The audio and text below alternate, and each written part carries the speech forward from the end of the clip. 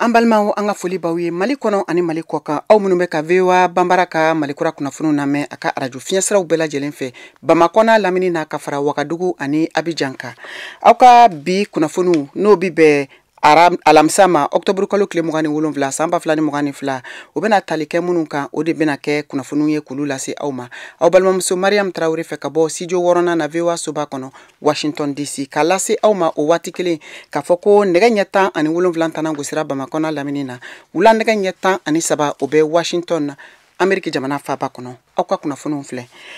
Banimakɛtɔn min bi wele ko Human Rights olu ka sɛgɛsɛgɛliw min bi kɛ san kɔnɔna la ye bataki dɔ labɔ bataki min kɔnɔ u y'a yira k'a fɔ ko jɛkulu maramafɛntigiw n'o ye État islamique ye olu ka dankarili wale o lawaralenba don Mali jamana a kɔrɔnfɛyan fanfɛla ka taa a kɛɲɛkayan fanfɛ. Moribo Dambele VOA tɔgɔla ale b'o kunnafoniw walawala. Mɔgɔ ba yirigwa de bɔr'u ka dugu la Menaka ani Gawo mara la u ka sow n'u ka baganw ani u bololafɛnw cɛnnin kɔfɛ dankarili mun kɛra marsi kalo la ni laseli kɛra u ka adamadenya hakɛ lafasabaga ale ka sɛbɛnfura kɔnɔna la a y'a yira k'a fɔ ko ni dankarili minnu kɛra ko a kun ɲɛsinnen don daw sakuw de ma ko Mali dugukolo fan caman de porokotola ka bin jihadiwale jɛkulu État islamique mun bɛ Grand Sahara la ale ka mara kɔnɔna la Jehan Hari Human Rights Watch mun bɛ farafina olu ka bilasiralikɛla ni o ye adamadenya hakɛ lafasa kulu mun bɛ farafina u ka sɛbɛnfura mun bɔra ko jihadi jɛkulu Mali jamana kɛɲɛka ani kɔrɔyanfan na ye dankarili jugu de ta ani minnu kɛra ɲɔgɔn fɛ ka ɲɛsin dugu dɔw ma ni ka fasojamaw faga k'u ka sow jeni ani ka taa n'u ka bololafɛnw ye a ka kuma la a ko Mali gouvernement kan ka dɔ fara a ka cɛsiri kan yaasa ka se ka dugulamɔgɔw minnu binna ni dankarili ninnu kɔnɔ ka se k'u lakana ani ka se ka dɛmɛ don u ma ni kumakan ni Mali jamana ka fanga ka kumakan bɛɛ fɔ ɲɔgɔn kɔ mun y'a yira k'a fɔ k'u kɛlen n'u ka se sɔrɔ jihadi jɛkulu kan kabini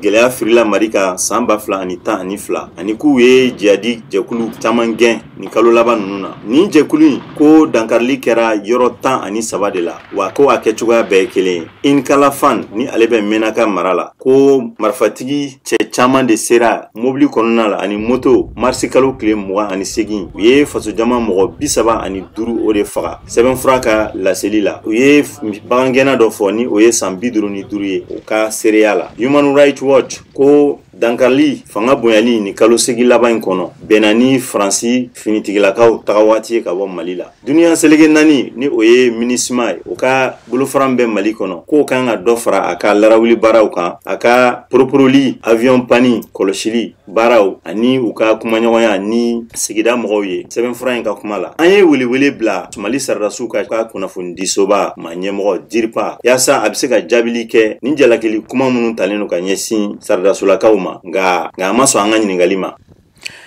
Ameriki jamana ka ciladen o ye kumaɲɔgɔnya min bɛ tali kɛ Burkina Faso jamana ka fanga minɛ cogo kan o senfɛ u ka fanga ɲɛmɔgɔ kura n'o ye Capitaine Ibrahima Traoré a y'a lase Ameriki jamana ka ciladen Victoria Nuland ma k'a fɔ ko baara ɲɔgɔnya sira si tɛna tɛmɛ ani Rusilakaw ka kɛnyɛrɛye kɛlɛbolo Wagner ni ɲɔgɔn cɛ. Mohamed Touré VOA tɔgɔla ale b'o kunnafoniw di. Siranon ko do Burkina Faso ka tugu a sigiɲɔgɔn Mali misalila min ye san tɛmɛnɛ labanw na a ye tɛgɛrɛw ta ka bɔ Rusi Wagner jɛkulu walasa k'a ka sɔrasiw dɛmɛ ka jihadistu kɛlɛ lakanani juguyara kabini Wagner nana Mali la josɛriya tiɲɛni kɔ fɔra ani duniya kɛlɛyatɔn ka hɛrɛ sabatili tɔn o finitigiw kɛɲɛna u ka baara waleliw la Madame Nuland min seginna Ameriki kɔsa na dɔrɔn farafina gun tilebiyanfa taama kɔfɛ an ye ɲɛma sɔrɔ ka sigi ni furancɛ fanga na n'o ye jamanatigi Traoré a ka lakana minisiri fana sen bɛ o la siga t'a la k'a fɔ ko Burkinabew dɔrɔn de bɛna u ka jamana lafasa a laɲini ka Wagner jɛkulu sɛgɛrɛ a y'o fɔ kunnafonidilaw ka barosigi dɔ senfɛ fiɲɛ sira fɛ Ameriki jamana b'a jate ko lakana tiɲɛna kosɛbɛ Mali kɔnɔ kabini fangatigiw ye wele bila u ka fɔ la ka bɔ Rusi la kɛnyɛrɛ Wagner ka sarala sɔrasiw la n'u ka kɛta bɛ dan sigi kosɛbɛ Ameriki ka jihadisi kɛlɛli waleyaw la o fɔra ɲɛmɔgɔba dɔ fɛ Mali jamana fangatigi nana ni Wagner o la jatigɛ wale juguyara kosɛbɛ Ameriki jamana fanga kankɔrɔ sigi n'o ye sous-secrétaire secrétaire Victoria Nuland y'o fɔ jabɔ lajɛ dɔ la a seginna ka bɔ taama la Sahel maraw la Mali fana sen b'o la octobre kalo o tile 16 ni 20 cɛ a y'a jira ko dɔ farala 100 sarada la ni 30 ɲɔgɔn kan jatigɛ walew la kalo 6 tɛmɛnenw kɔnɔ nin kumaw be sɔsɔ minnu ye fanga ta ni fanga ye san 2020 na Madame Nuland ko ale ye Ameriki haminako jira Mali jamana fanga na a ka taama senfɛ. N'an seginna ka taa Mali jamana kɔnɔ an bɛ taa Yuwaru mara la ni kalo damadɔ in na a yirala fɛnɛ k'a fɔ ko basigibaliya o ɲɔɲalen don u ka marabolo kɔnɔ kosɛbɛ. Yuwaru n'a lamini yɛrɛ lakanako bɛ cogo min ni waati in na VOA ka lasigiden Gurdo Bokum ka bɔ Yuwaru ale b'o kunnafoniw lase. Yuwaru mara la bi an bɛ se k'a fɔ ko lakanabaliya sɛbɛkɔrɔ sinsinnen don ni fɛn min ye o de ye k'a fɔ kulu maramafɛntigiw ni dɔw kuma ko jadiwale kɛbaw olu ka munumunu salon min bɛ boloda togodaw ni bugudaw la ka maaw bila jagoya jaka bɔli la nin wale in bɛ ta ka maa minnu sɛgɛrɛ an bɛ don min na i n'a fɔ ko bi kɛrɛnkɛrɛnyana o ye bagan maralaw ani cikɛlaw ye bagan nasuguya bɛɛ lajɛlen kofɔlen don a ko in na hali n'i ye bagan gɛnna gansan de ye i ka dɔn k'a fɔ a jaka a jagoya bɔli bi ma n ye kalanko nasira ye o ɲɔngirilen don Yuwaru mara fantan ani 4 bɛɛ lajɛlen na ko n'a bɔra Yuwaru dugu kɔnɔna kelen pewu la min ye musolakaw ye olu bɛ bila jagoya hisabu don na denmisɛnninw ka ɲɛnajɛ nasuguya bɛɛ lajɛlen o lakɔnnen don n tɔɔrɔ ninnu sababuya la bi an bɛ don min na dugu caman de y'u sigiyɔrɔ bila ni ka n'u sigiyɔrɔ kura kɛ Yuwaru ye jagokɛlaw ani ka fara taamadenw kan ninnu bɛɛ lajɛlen kɛlen don ka jɔn ka ala fɔ bi ka da kulo maramafɛntigiw ka jagoya mina laruyeli kan o lɔgɔ fiyɛ tɛ nin nɔ min bɛ ka don i n'a fɔ a ka kan cogo min VOA Banbara tɔgɔ la ka bɔ Yuwaru Gurdo Bokum ka laseli don.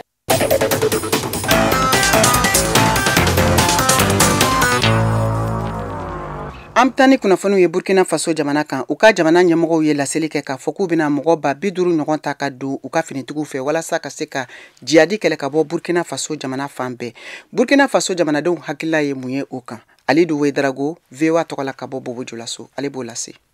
Bon, kɔni min fɔ n'an bɛ se kɔni ni sira bɛ an bɛɛ bɛ se ka taa demande la ne yɛrɛ pɛrɛn don ka taa mais bon an bɛɛ ka ko lo mɔgɔ min bɛ ko la n'a ka di ye ka bɛ yɛrɛ ka ko lo parce que président min sigira an bɛɛ ka ala dayɔrɔ ale fana ka se ka se an kɔrɔ an bɛɛ ka bɔ nin sigɛn na ne yɛrɛ lɔn ni yɔrɔ min na ni taga bɛ yen n bɛ taga ni fɛn fɛn bɛ yen n'o nana ne bɛ bɔ fara ka na ne yɛrɛ bɛ tugu kɔ n bɛ taa bari fɛn min ka di ye i bɛ sa ale lora o hali n'an ma fɛn sɔrɔ n'an n'u sa ni dugu ɲɛna an denw bɛna nafa sɔrɔ. Awali an kɔni b'a la dari ni kɛlɛ ni fɛn o fɛn bɛ kɛ sababu ye ka kɛlɛ ni ɲɛ an b'a la dari o la fagali ni ka se ka nɔgɔya mɔgɔ ninnu taga fana tɛ baasi ye n'a bɛ ɲɛ cogo o cogo an b'a la dari o de la o ka se ka taa ninnu dɛmɛ fana dɔ ka bɔ fagali nin na ne ka miiriya wuli. Fɛn ɲɛnama lo an tɛ se ka fɔ fɛn ɲɛnama tɛ parce que bɛɛ n'a ka baara kɛcogo lo parce que o y'a ye a bɛ sɔrɔ o y'a ye bon a ka baara minnu tɛmɛna olu ka baara ɲana o sera ka olu ta donc laɲini ka ɲi. Mɔgɔ o mɔgɔ bɛna jɛ ka baara kɛ ni ɲɔgɔn ye o ka kɛ ɲɔgɔn kanubaga ye ka kɛ ɲɔgɔn dɛmɛbaga ye baara nin kɔnɔ n'a ye ɲɔgɔn kanu ka ɲɔgɔn dɛmɛ baara nin kɔnɔ ala bɛ fara o kan a bɛ se sɔrɔ juguw kan.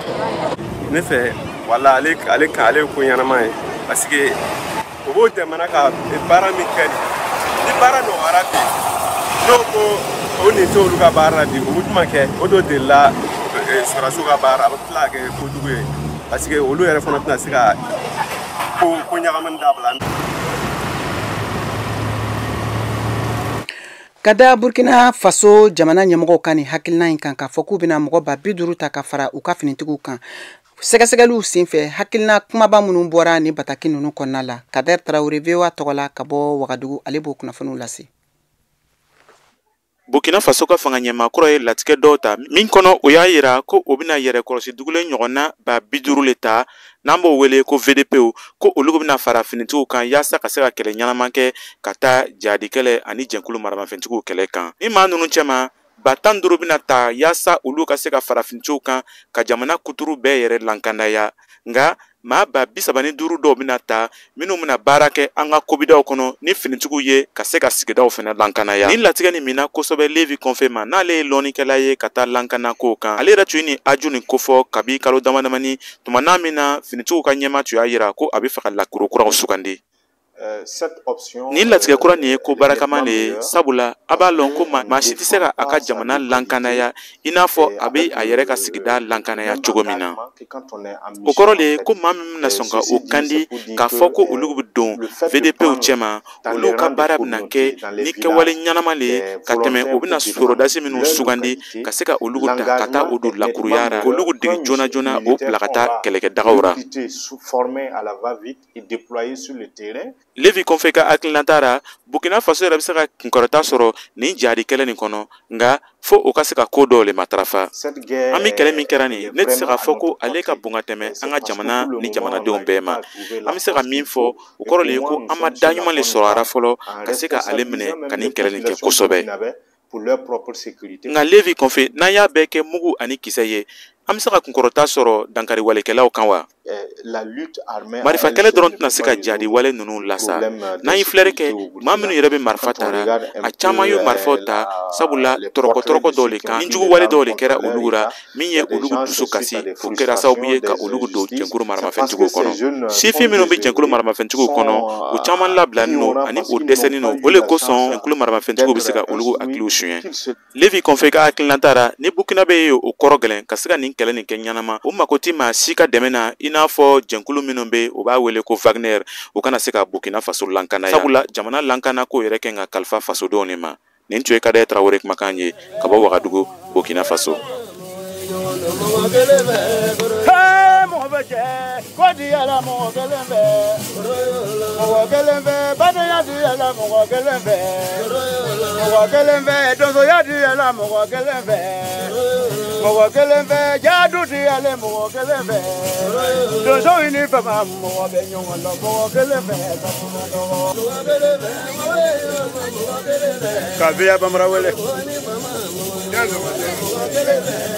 Kada mina itajeni mari bota mele kodi ala mo kelembe imra wa itajeni kodi ala mo kelembe dongili la mina mo ganyo la mo kelema sabu mando maremu ke wele itajeni ibariga ke mana ni romete ke na muno bangone fo monsa zaka yajiru fo kono be kumane abagaji wele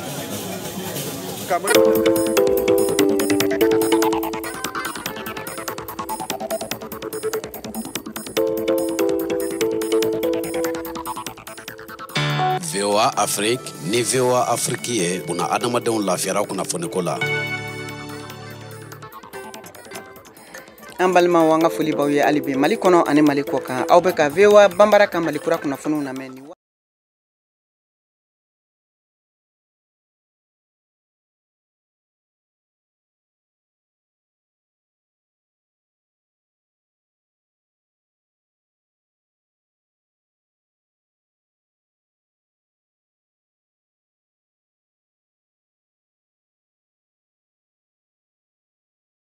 Ni wɔɔrɔ tumi kelen ye tumutu fiɲɛ turukala 93 tumi 3 Abijankaw bɛ se k'an sɔrɔ ni waati in na 99 o fiɲɛ sira fɛ Wagadugu o ye fiɲɛ turukala 102 ani tumi 4 ye an ka bɔlɔlɔ siraba bɛ www.voabanbara.com walima aw bɛ se k'an nasɔrɔ an ka bɔlɔlɔ siraw kan ni o ye Facebook, YouTube ani Instagram ye VOA Banbara.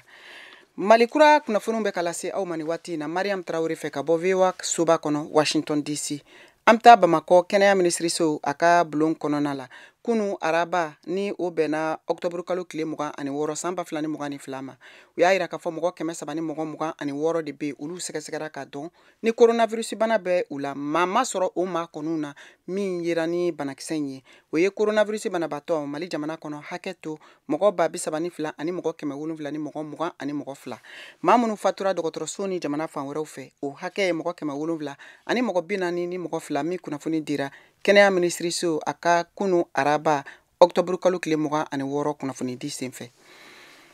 ka tɛmɛ ni kunnafoniw ye an bɛ to Mali jamana kɔnɔna la faso jamatɔn min ni a bɛ wele ko M5 RFP Malikura olu ye barosigi belebele kɛ ni kunnafoni sɛnsɛnnaw ye barosigi min senfɛ u da sera gɛlɛyaw ma min bɛ tali kɛ basigibaliya ka Mali jamana fan caman ani ka fara Côte d'Ivoire jamana finitigi mɔgɔ 40 ni mɔgɔ 6 minnu ni olu minɛlen don Mali jamana kɔnɔ kabiri juillet kalo tile 10 san 2022 Mohamed Danyogo ale tun bɛ nin lajɛrɛ kɛnɛ ka VOA Banbara tɔgɔ la ka bɔ Bamakɔ.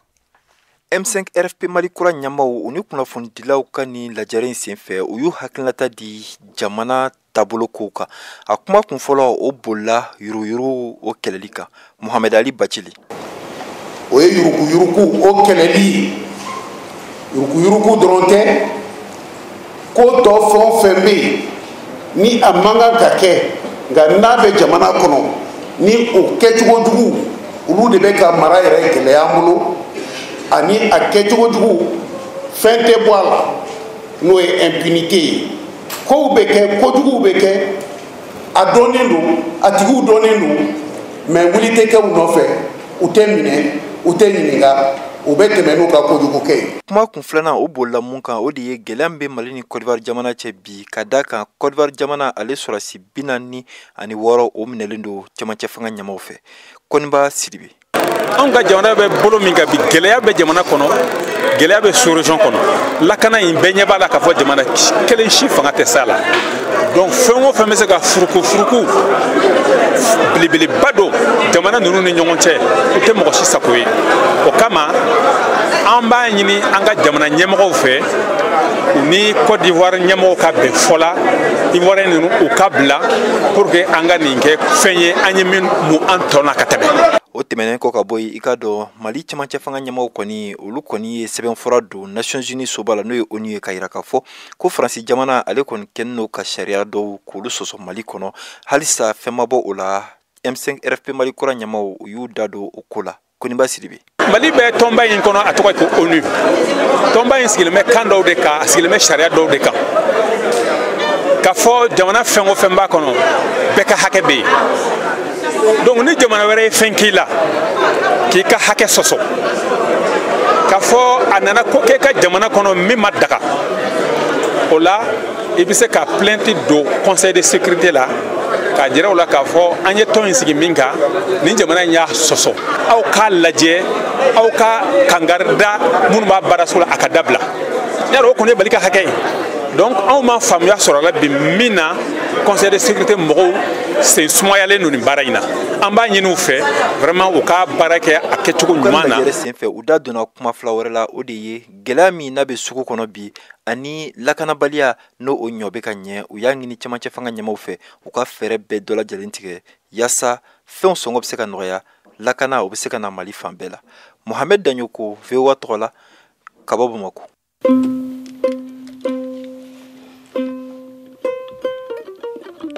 Nakama dogo Mali kura au nakama dogo nyana nakama dogo Mali kura yo au nakante dogo nyana Washington konona na yano au nakama dogo nyana nankamani duga jabi usigilen filɛ au nakama dogo nyana de nakama dogo kayatu yo au nakama dogo nyana nakama dogo Mariamu yo au nakama dogo nyana nakama dogo Mori wau na kama dogo nyana na kama dogo Mamedi yo au na kama dogo nyana na kama ni duga jabi sigilen filɛ ina kama dogo nyana.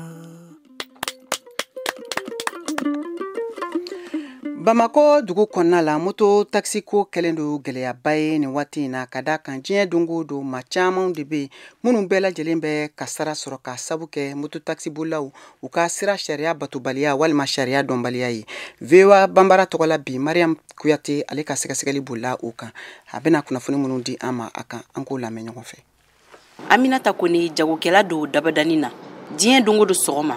a b'i ɲɛsin foroba bolimafɛn min ma o de ye moto taxi a ka fɔla ka sɔngɔ ka nɔgɔ ani fɛnɛ ka bɔda ka teli embouteillage kɔnɔ. A kɔni bɛ mɔgɔ lafiya parce que n'i y'a ta ka lajɛ taxi ye 400 i taa yɔrɔ min na 400 moto taxi na i bɛ se k'a ta 150 a da ka nɔgɔ et puis a bɛ mɔgɔ bila économie de la quoi i m'a ye a b'i la teliya fɛ pour fɛnɛ ka teli quoi a bɛ don wo dɔ kɔnɔ tu vois. Umar Traoré ale kɔni ma sɔn ni moto taxi borila ninnu ye ka da kan ko baara dɔnniya a n'a sariya tɛ a caman bolo. Ni moto taxi ni tigi an bɛɛ bɛ sira kelen kan mais moi j'ai dépassé déjà gitron kan ka fara ka taa station na ka taa essence ta ka sira bila ye n bɛ ka kulɔnte en même temps n bolo fana bɔlen don yɔrɔ y'a dayɛlɛ a tilala ka na don na tugun ka na n tan et puis a don mɔgɔw bɛ k'u da de kan mɔgɔw kɔni bolo ne ka ko banna o parce que remorque benni bɛ ka na ben ma se ka jɔ a ye sira de bila ka jigi kare kɔnɔ parce que n'a m'o kɛ dɔrɔn a bɛ yɛlɛ ne kan de. Ka kɛɲɛ ni mototaxi borili ye Mali kɔnɔ, mairie de district ale ye sariya sɛbɛ dɔ bɔ, nka a sariya kofɔlen a batolen don mototaxi damadɔw de fɛ.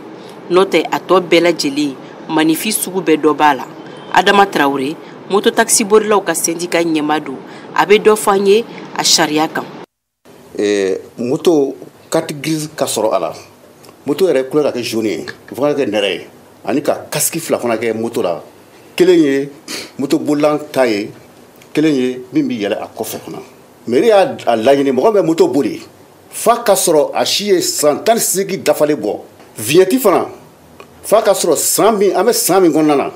i y'o vignette ta o b'i bolo. Mɔgɔ minnu bɛ moto boli a k'a sɔrɔ i bɛ fini don n'u b'a fɔ ko gilet min fana ni o fana couleur ye jaune ye. Donc an ye o jateminɛw kɛ k'o olu dantigɛw kɛ moto bolilan kan.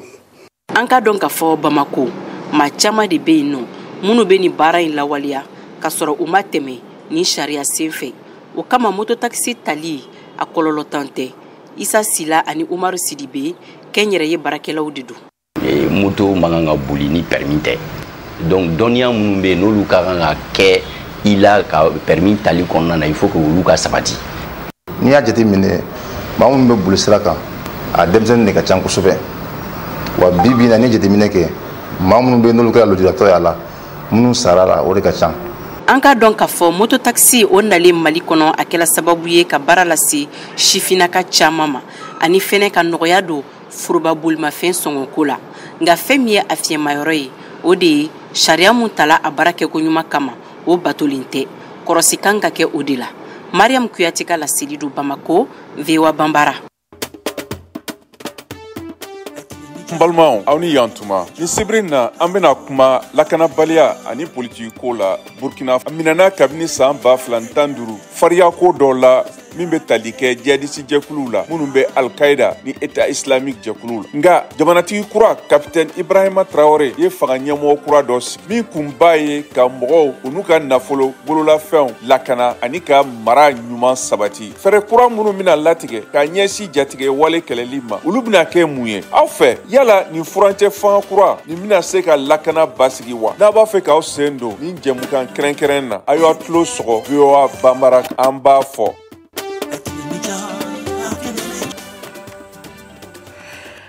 An bɛ taa ni Malikura kunnafoniw ye nin waati in na Senegal jamana kan. U ka jamana ɲɛmɔgɔw ye bolobila gafela dɔ kɛ kunu araba Dakar dugu kɔnɔna la walasa ka se ka sigiyɔrɔ kura di Mali jamana mɔbiliba bolilaw ma minnu bɛ taa bolimafɛnw ani Mali ka mamagofɛnw ta u ka port kɔnɔ yɔrɔ min n'u y'a kɛrɛnkɛrɛn k'a tɔgɔ kɛ ko Mall Amasire Dure. O kama bi VOA tɔgɔla Naman Jara ale bɛ o kunnafoniw walawala ka bɔ Dakar. Dakar port la nindo ni jigi kɛnɛ min dira Mali jamana ma Senegali marabagaw fɛ na nafolo hakɛ ye sefawari miliyari 23 ye a baaraw daminɛna san 2019 de la ka ban ɲina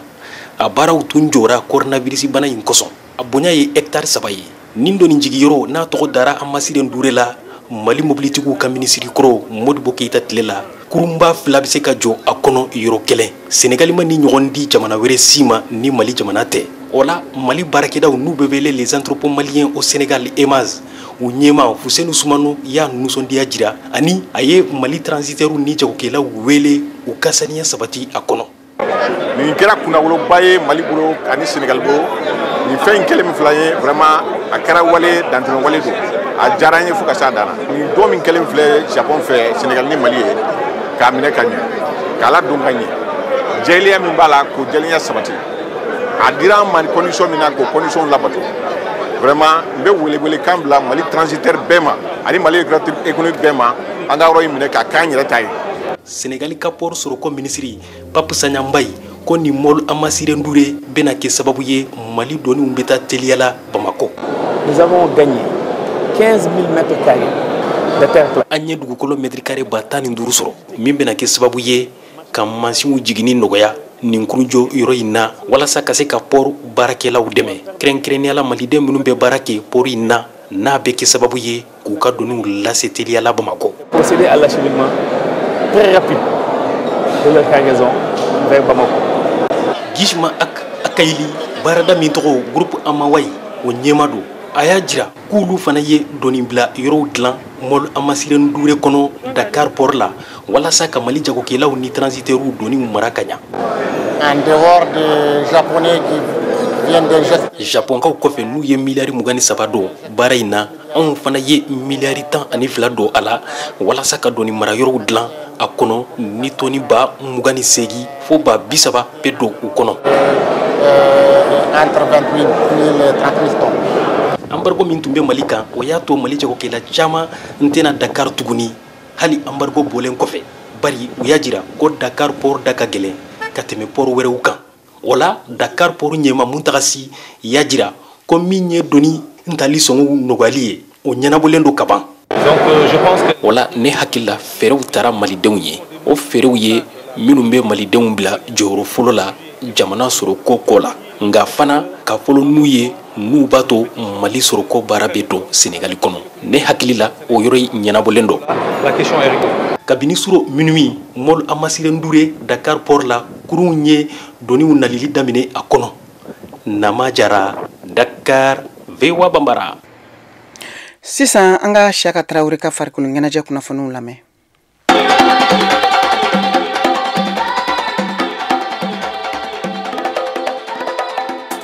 Mali Sénatolontan Fédération ɲamayaso bɛ k'i sɔn ka sirigɛnɛ sibiri octobre kalo in tile 19 san 2022 kɔnɔ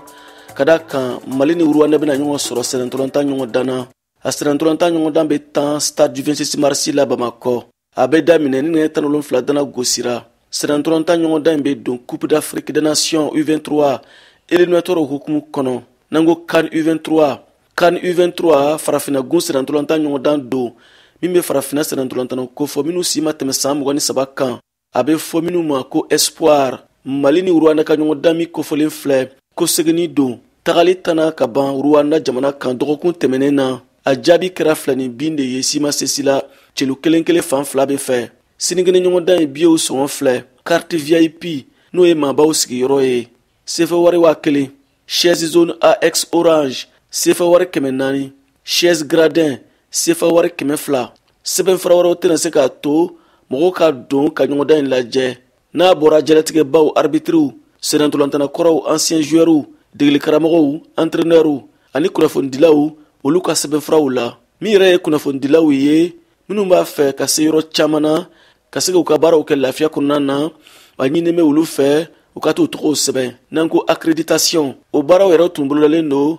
kabini kunu araba octobre kalo tile 6 san 2022 in na. Olu tora senna fo bi alamisadɔya in na octobre kalo tile 7 ka taa se nɛgɛ 15 ma. Min ye ka se ka sɛbɛnfura in sɔrɔ kunnafonidilaw fan fɛ u bɛ wuli ka se Sénatolontan Fédération jabala la Bamakɔ walima k'u tɔgɔw ci bɔlɔlɔ sanfɛ. U b'a ci adresse la min ye email ye. O email filɛ ziibrahima@hotmail.com walima k'a ci whatsapp fɛ. O nɛgɛjuru sira n'o ye téléphone numéro ye 66 72 82 73. Labɛnni ninnu Sénatolontan Fédération ɲamayaso fan fɛ kɛrɛnkɛrɛnnen kunnafonidilaw ta fan yɛlɛmali caman bɛ ka don o baaraw la. Mali ni Rwanda ka ɲɔgɔn dan sinigɛnɛ ta min mana se sɔrɔ o ni Sénégal ni Burkina Faso ka ɲɔgɔn dan o seba bɛ ɲɔgɔn sɔrɔ éliminatoire tour nata la. O kɔrɔ ye min ye a ɲɔgɔn dan nafan ka bon kosɛbɛ kosɛbɛ. CAN U23 san wɛrɛ 2023 ta hakilina jiginna a bɛna taa 10 Maroko jamana kan.